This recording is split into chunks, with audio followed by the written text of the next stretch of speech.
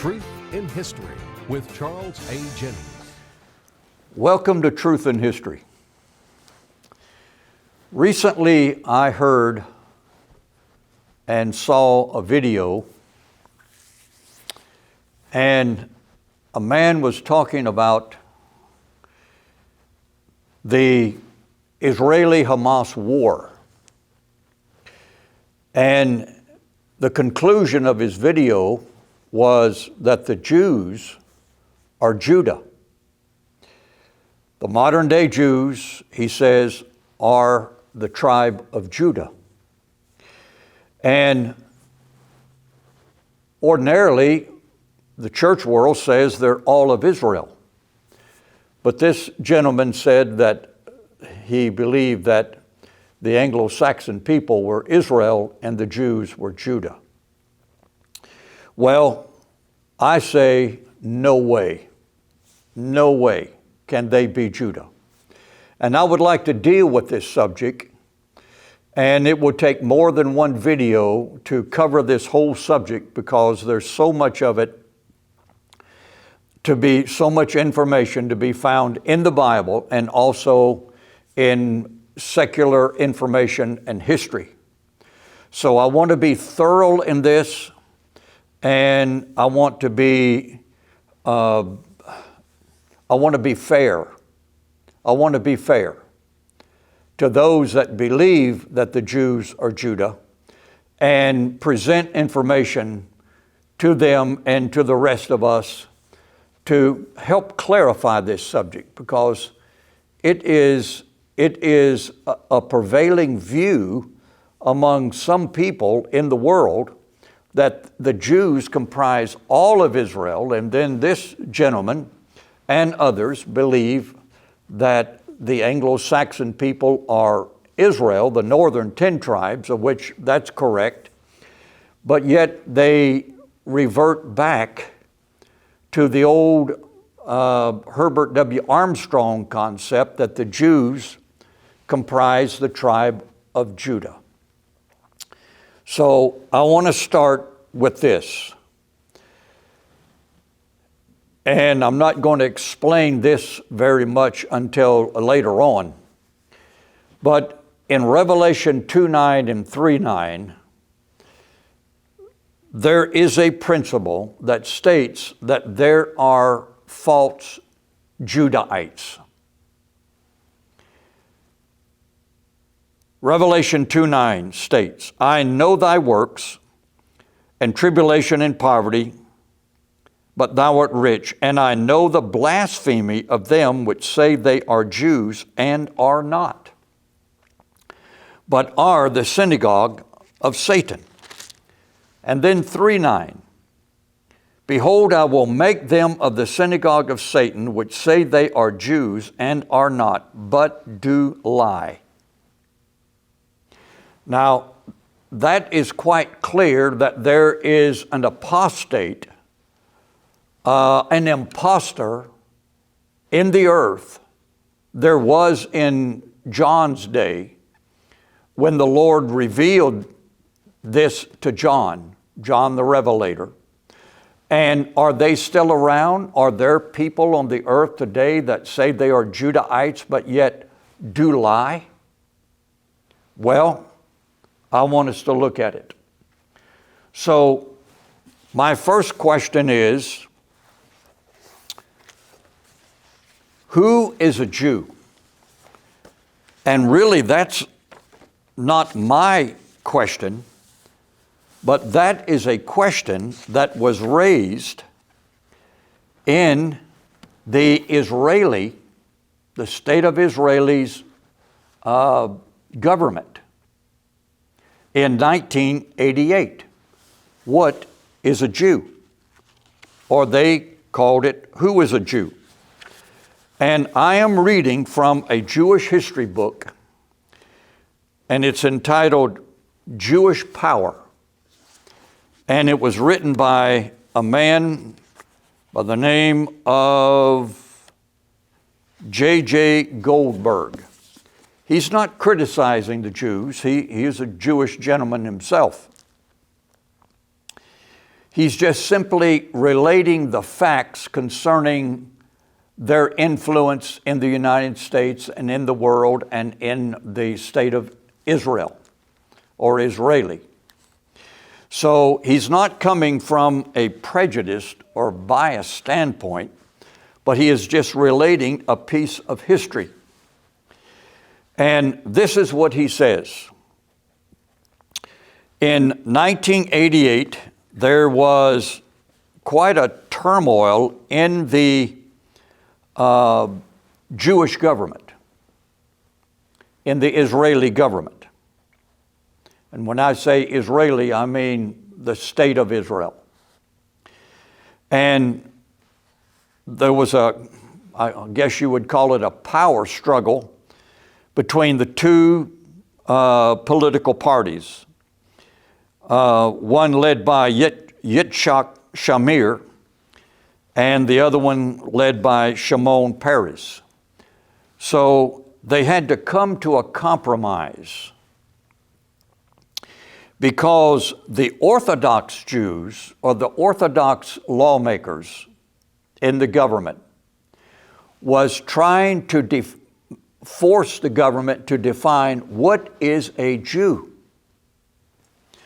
So the price of the Orthodox lawmakers was an amendment of Israel's basic immigration law entitled the Law of Return.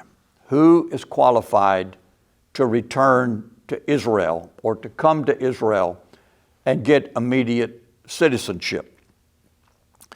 So this is what Mr. Goldberg says. The law of return gives every Jew in the world the right to immigrate to Israel and receive immediate citizenship.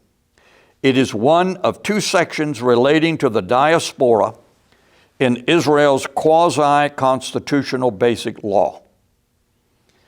An amendment, as the Orthodox parties demanded of Shamir, would amount to a unilateral change in the constitutional structure of Israel diaspora relations. Now, he goes on to say this. In the law, a Jew is defined by someone born of a Jewish mother or converted to Judaism and not practicing another religion. The Orthodox parties had been pushing for 2 decades to tighten the definition of conversion. They wanted the law to specify that conversion must be done according to halakha, or halakha, if I'm pronouncing it right, or rabbinic law. That word is spelled Halakha. I want to read this next short paragraph. The amendment, particularly known as the Who is a Jew bill, was aimed largely at Reform rabbis in America and to a lesser degree at conservative rabbis.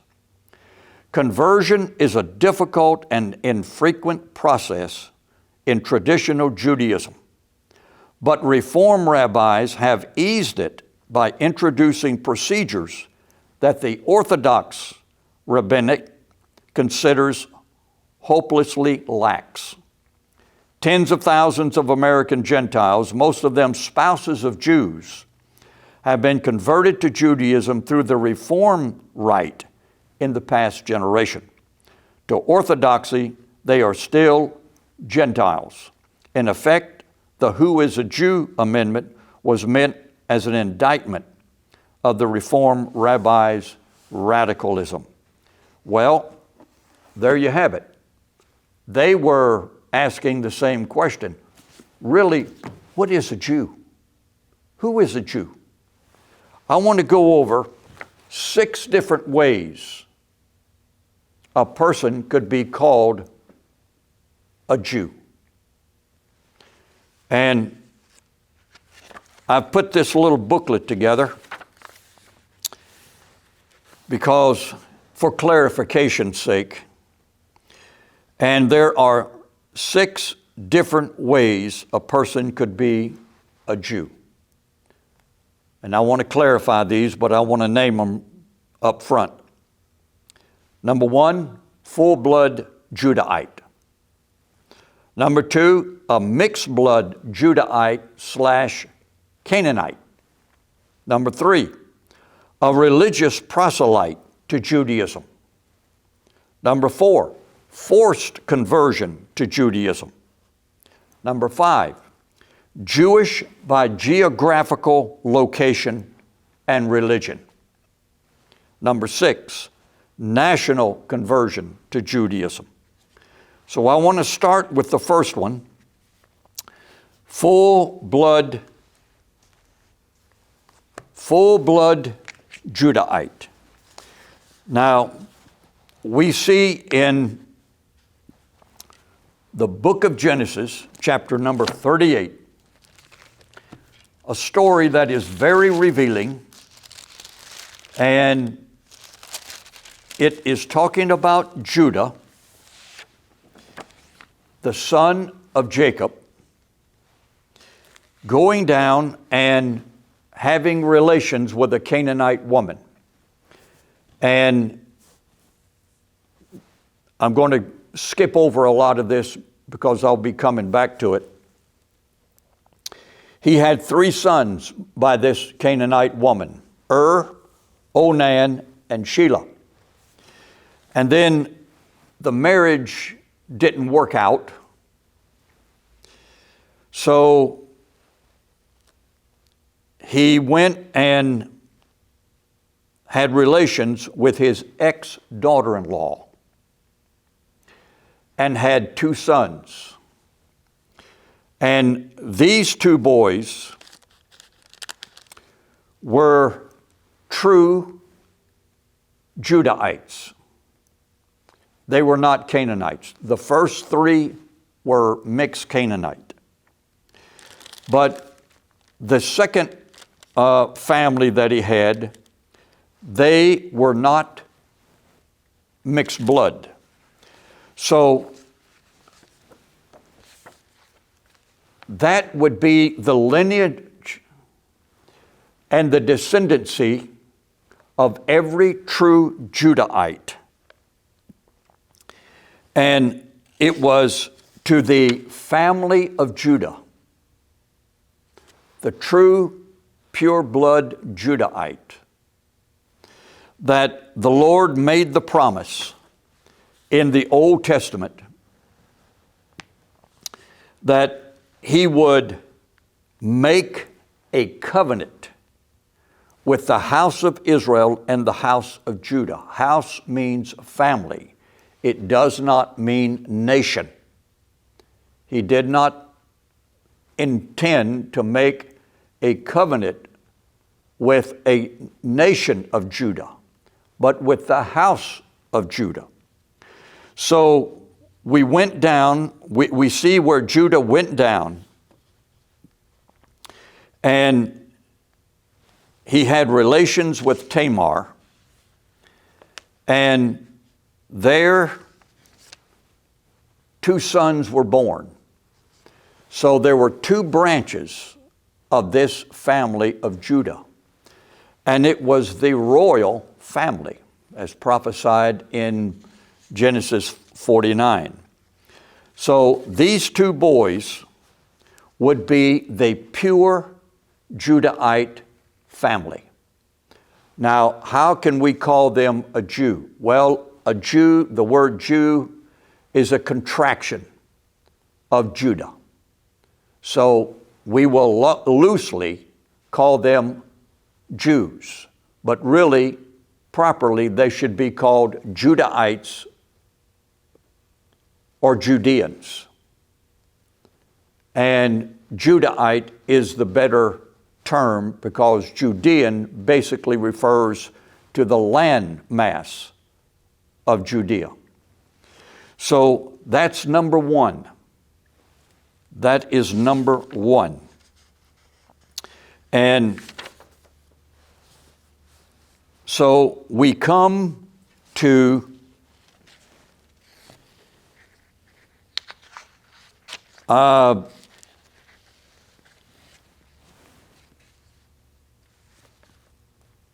Number two. Number two. I've already mentioned it. The mixed blood of Judahite and Canaanite. Now here's an interesting thing. In Genesis 38,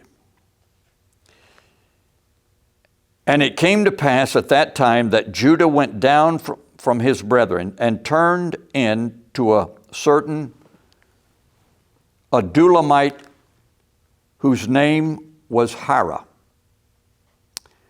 Her name means sacred harlot. And Judah saw there a daughter of a certain Canaanite whose name was Shua, and he took her and went in unto her. She conceived, she had Onan, and Shelah. Now the Lord killed the first two boys, and Onan. The Bible says he killed them. So we'll take the scripture and believe what the Word of God has to say because of their disobedience and who they were. But one son, mixed Judahite, Canaanite boy, was spared. He lived. So, where did his ascendants or descendants go? Where did his family go? He stayed within the greater Israelite family.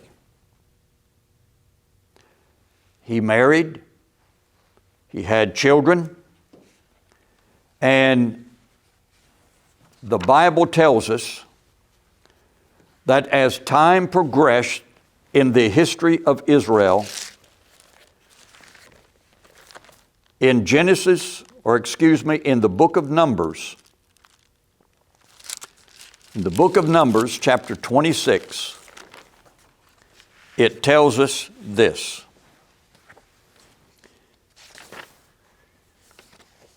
that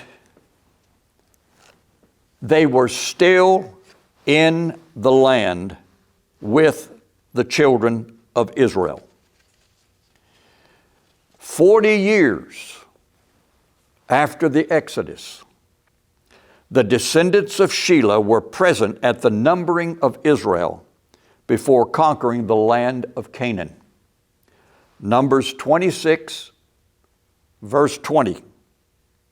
And the sons of Judah after their families were of Shelah, the family of the Shelanites. That means Shelah's half-breed descendants were living in amongst the Israelites 40 years after the Exodus. They were still there. So you see, everybody in the nation of Israel, Judah at that time, were not pure blood, because we have this mixed blood element. And then we see in 1 Chronicles 4:21, we see this. This is hundreds of years after the Exodus.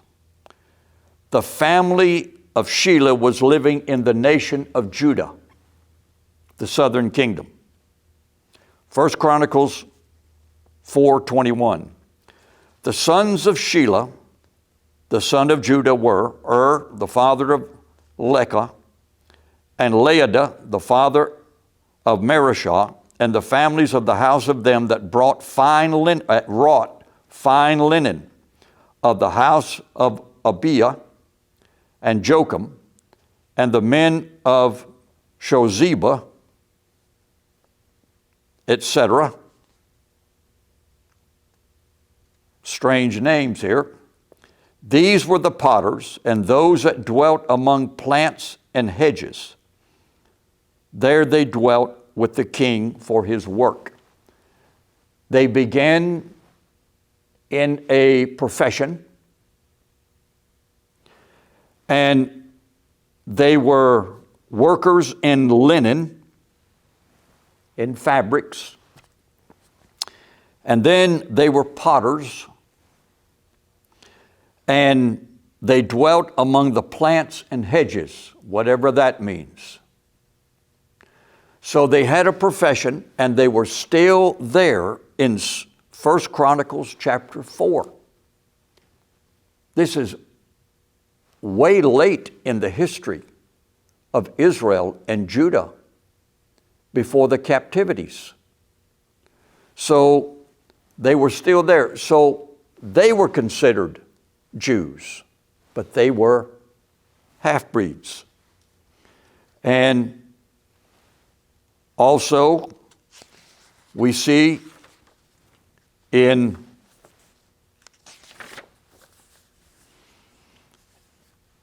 the book of Esther, after the whole ordeal with Esther during the king of Ahasuerus, this was in around 485 BC,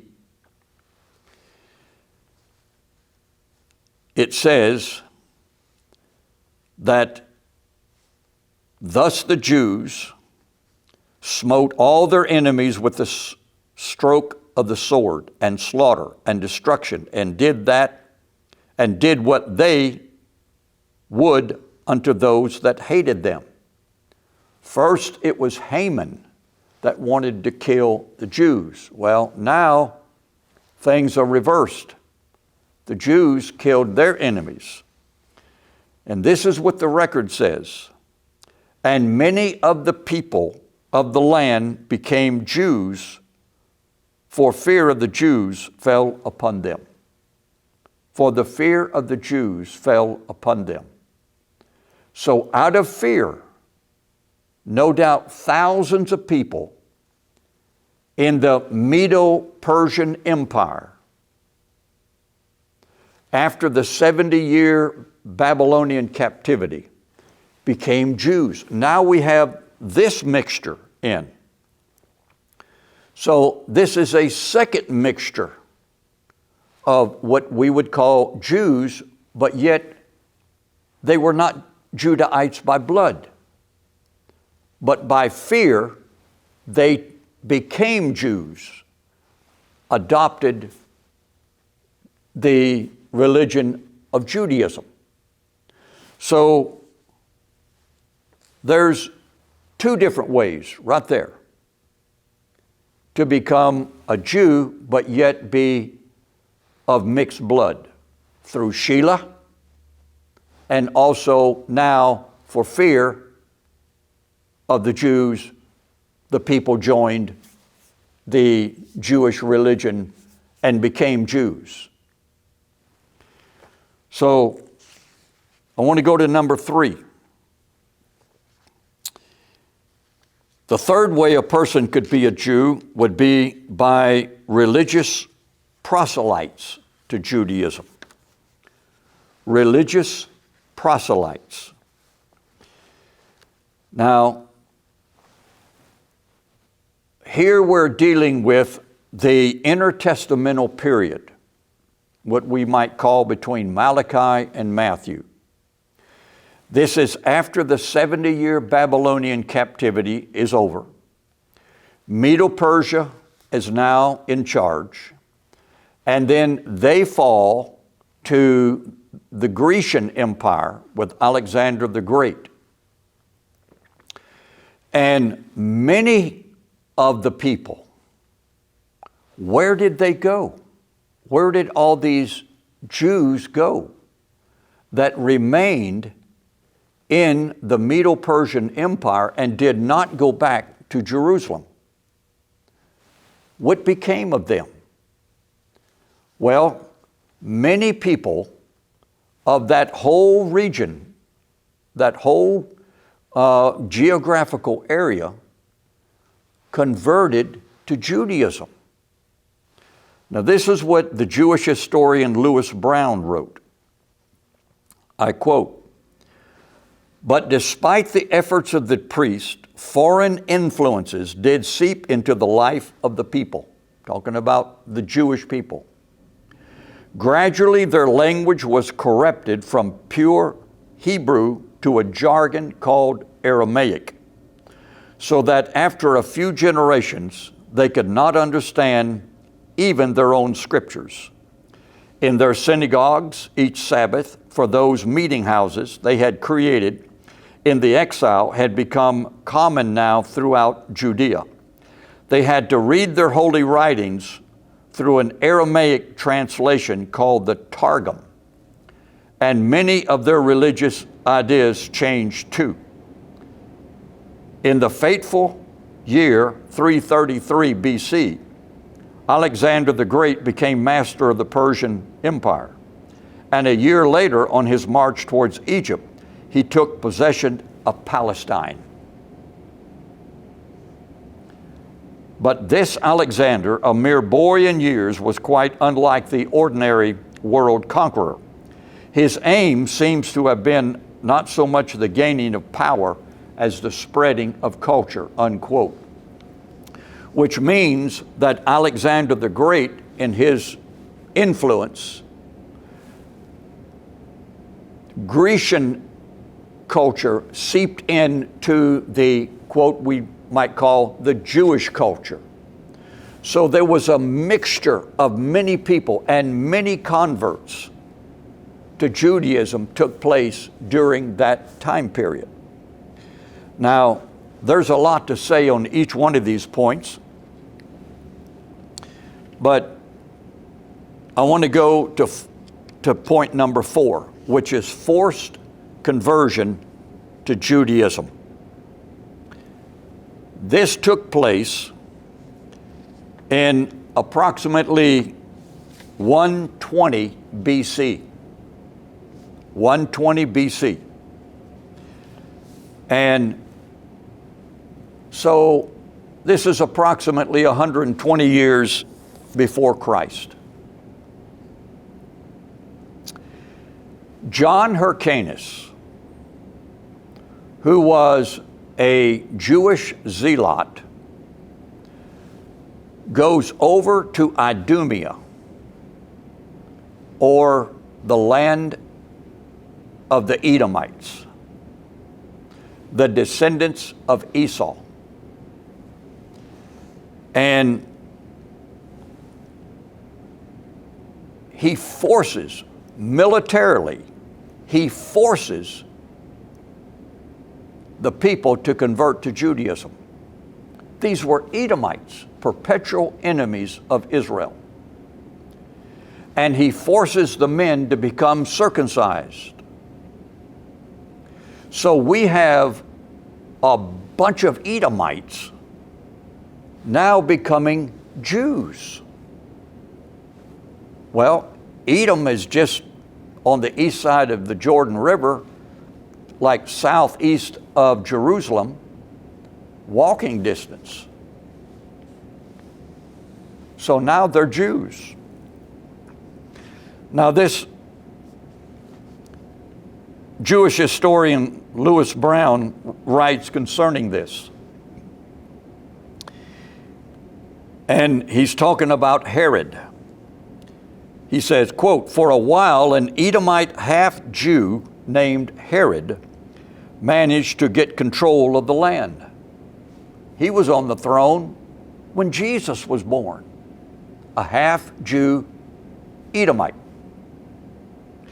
By conniving with Rome, he had himself made king of the Jews. And then in unspeakable cruelty, he battered his people into submission.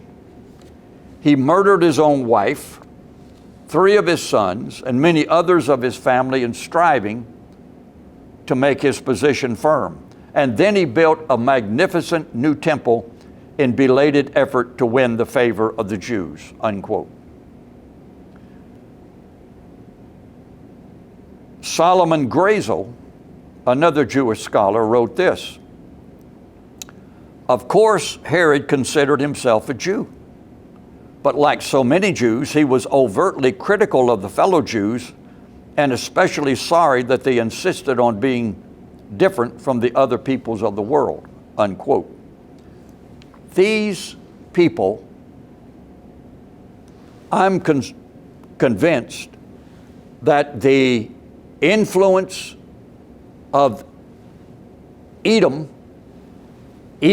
blood, and hatred for Israel, and hatred for the Messiah, Jesus Christ, when he came, these Edomites wormed their way to the top of authority in politics and in religion.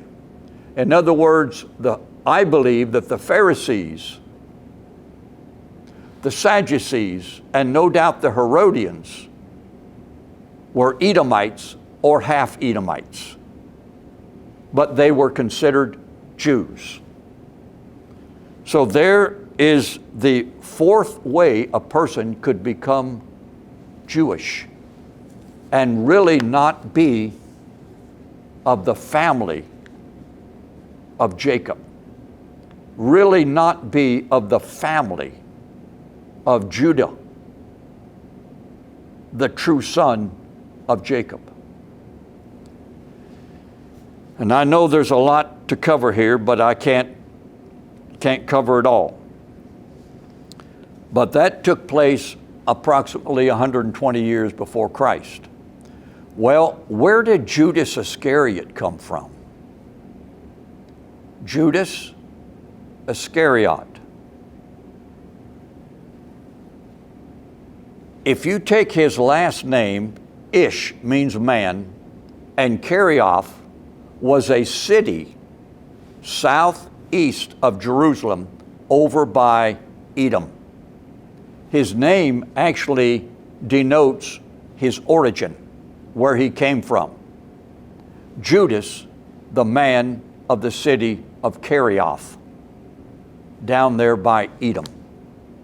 No wonder he betrayed the Christ. Number 5. And that is, a person could be considered a Jew just simply by geographical location. And they could be simply a Jew by adopting the religion of Judaism or being raised in Judaism. Paul the Apostle considered himself a Jew, but he was only a Jew by religion.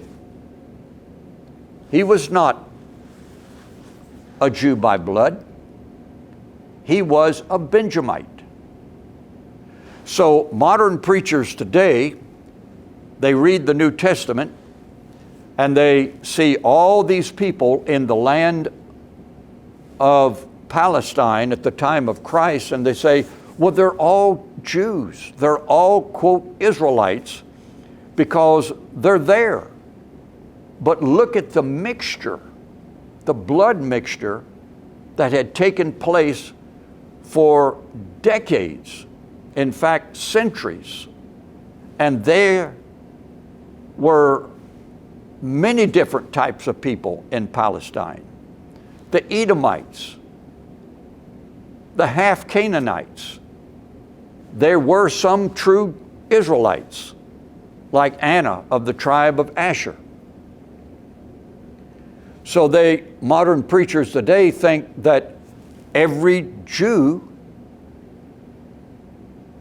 descended from these people as pure blood.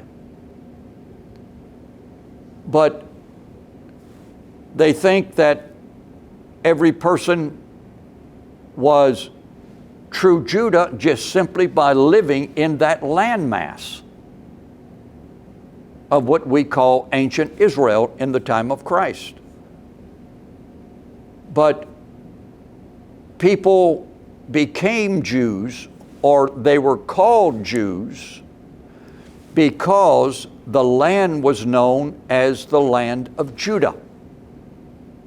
So they were called Jews, or became known as Jews, simply by geographical location or being raised in the religion of Judaism because it was the prevailing religion.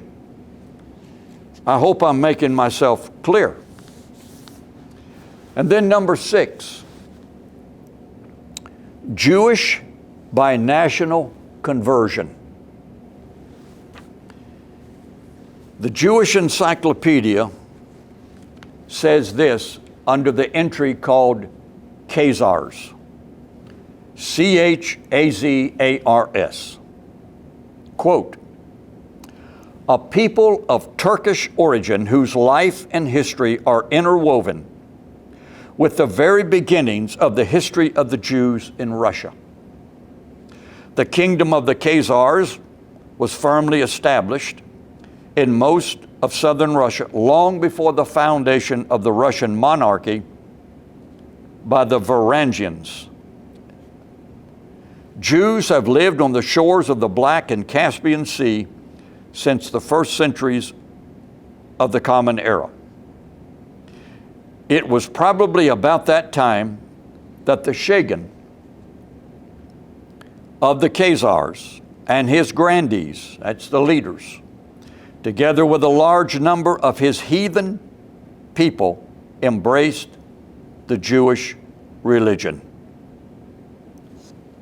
How much clearer can it be? The conversion, according to A. Harkavy, he invited Jewish scholars to settle in his dominion and founded synagogues and schools. The people were instructed in the Bible, Mishnah, Talmud, and in the divine service of the Hazanim, according to the Masudi, the king of the Khazars proper were Jews, unquote. Kevin Allen Brooke also gives an account of the Khazar in conversion. He says this, the Jews of Khazaria recounts the eventual history of the kingdom of Khazaria, which was located in Eastern Europe and flourished as an independent state from about 650 to 1016. In the 9th century, the Khazarian royalty and nobility, as well as a significant portion of the Khazarian population, embraced the Jewish religion. That's from Jewish historians. That's not my idea. That's their writings from their research. And then there's Solomon Grasel. He says the same thing. And naturally, there are other writers that mention this as well, such as Arthur Kessler, entitled The 13th Tribe, the book that he wrote.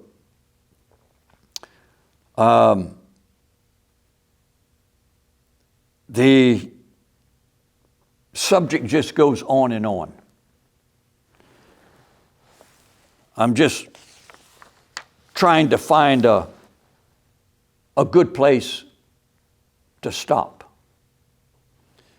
because it's very confusing in the church world, very deceiving, and has become really one of the biggest lies that has ever come down the pike in Christianity, modern Christianity. And the Bible tells us that the Lord would make a new covenant with the house of Israel and the house of Judah. the house of Judah. So we're going to have to deal in another video, a later video,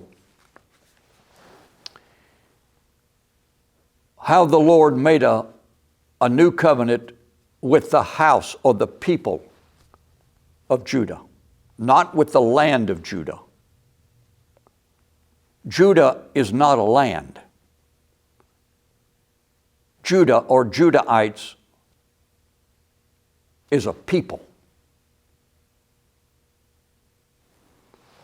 Now let me read you a few other quotes.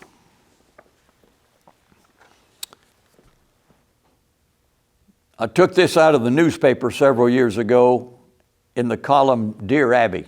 I'm sure you used to read those and remembered that. You were asked in your column, is a Jew because of his religion or because of his race? You replied, I like Ben Gurion's definition. A Jew is anyone who says he is. While Ben Gurion may be a very distinguished Jew, he is not an authority on religious matters. Also, he is badly mistaken. The accepted Jewish law is as follows. A Jew is a person who was born into the Jewish peoplehood by a Jewish mother and who never left his faith by accepting another religion, or one who has accepted the Jewish faith by an official conversion to Judaism ceremony. In other words, a Jew is a Jew because of his religion and not because of his race. Neither race nor nationality exclude anyone from becoming a full-fledged Jew. As you know, Sammy Davis Jr. is Jewish because he converted to Judaism. To which race does he belong? He certainly didn't change his race by becoming a Jew. He changed only his religion. But he remains a member of the race he originally belonged to. Since your column is read by many intelligent people, I think they deserve a more authoritative answer to the above question. Signed, Rabbi Moshe M. Magal. Well, what is a Jew?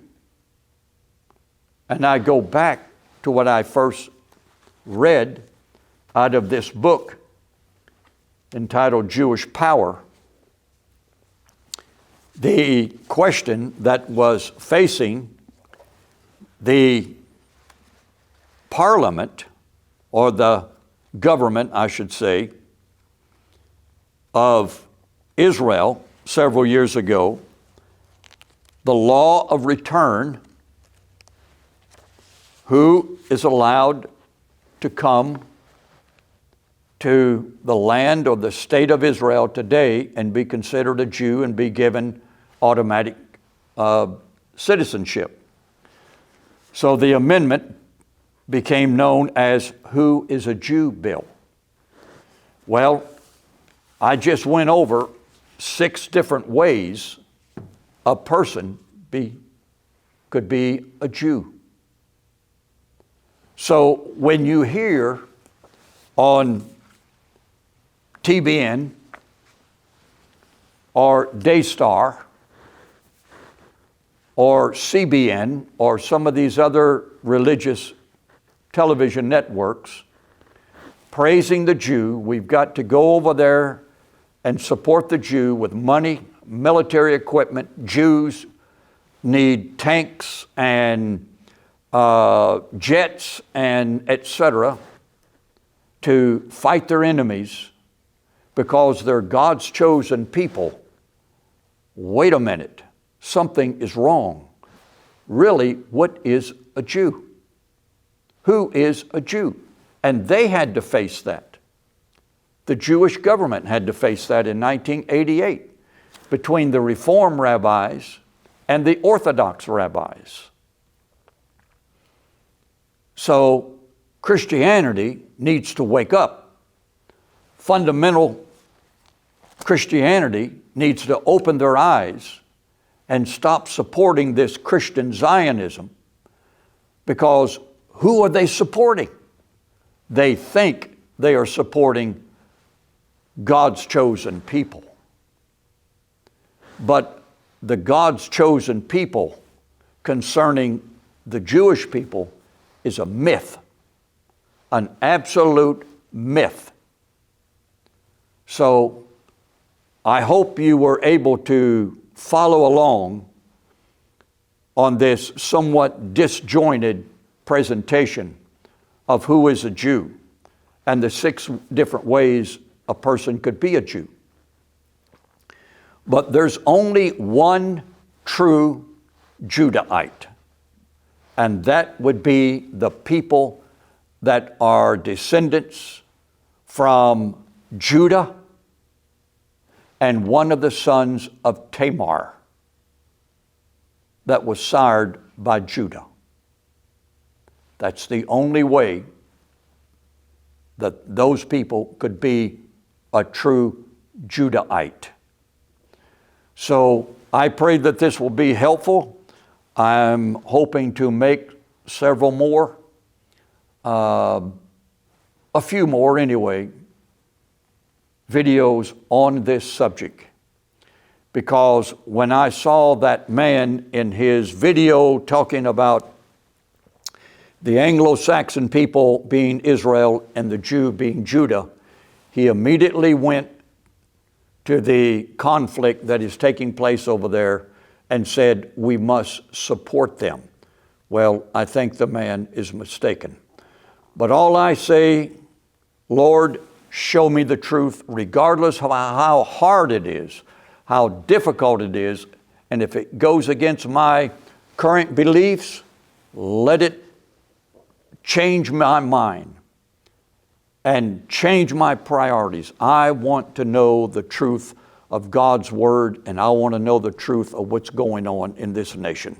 And I leave you with these words: Jesus Christ the same, yesterday, today, and forever. He was of the house of David, of the tribe of Judah, a pure blood Judahite of the house of David, and He's coming to reign over the house of Jacob forever. God bless you.